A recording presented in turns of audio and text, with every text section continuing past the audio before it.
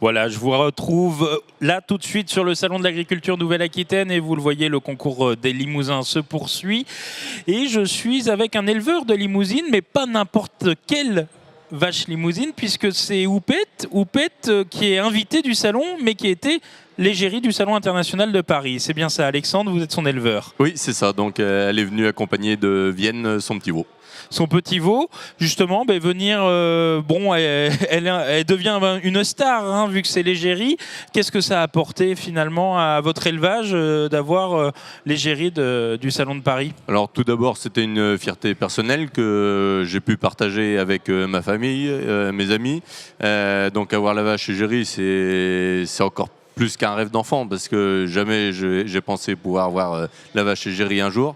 Mais aujourd'hui, je suis très fier. Je suis très fier du travail qui a été effectué par l'ensemble des éleveurs, des équipes du Airbook, tout le monde qui a travaillé pour la réussite de cet événement. Oui.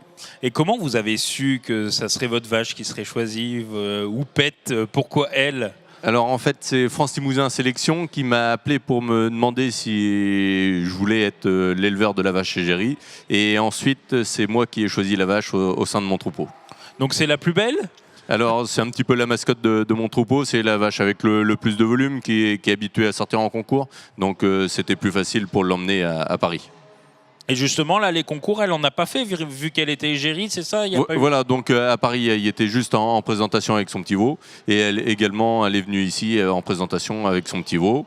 Et normalement, dans un mois, elle ira au Limousine Park, donc un parc d'attractions à côté de Limoges. Oui, au pôle de l'Anneau, c'est ça? Voilà, c'est ça, pour passer 2 mois, pour être admiré aussi auprès du grand public. D'accord, donc ça c'est à noter au pôle de l'Anneau, au sud de Limoges, voir Houppette. Houppette, justement, qu'est-ce que ça a apporté? Parce que j'ai vu que la race a beaucoup communiqué, la race limousine a beaucoup communiqué autour de Houppette.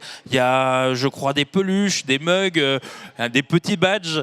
Oui, c'est vrai que c'était un gros travail de communication. De mémoire, il n'y a jamais eu ça qui a été fait pour une vache égérie. La race limousine donc, a concocté des peluches, des gourdes, des mugs, des magnettes, des serre-têtes. Enfin bon, il y a vraiment eu beaucoup de goodies qui ont été faits. Tout le monde se les a arrachés à Paris. Ça a vraiment été un carton. Et on peut voir encore ici aujourd'hui à Bordeaux que ça continue quoi. Houppette a de l'engouement. Et on vous pose des questions là quand on la voit justement, quand on est égérie à Paris. Vous avez rencontré le grand public? Oui, donc à Paris, j'ai rencontré énormément de monde, que ce soit donc dans le domaine politique ou alors du grand public.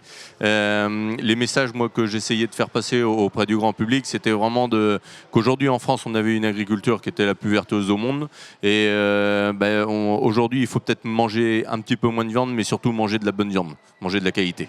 Voilà. Exactement. Et vous, votre troupeau, présentez-nous un peu votre exploitation qui est à Diennet, oui, juste dans le sud de Vienne. Voilà, c'est ça. Donc à Diennet, dans la Vienne, voilà. J'ai une exploitation de 440 hectares. J'ai 100 mères vaches limousines, toutes inscrites au Airbook Limousin. Je suis négocieur-engraisseur. J'ai la moitié de ma production de vaches qui part en vente directe. Ensuite, j'engraisse entre 800 et 1000 porcs par an. Également une partie en vente directe, une autre partie à un magasin de producteurs sur Poitiers, les Halles Fermières.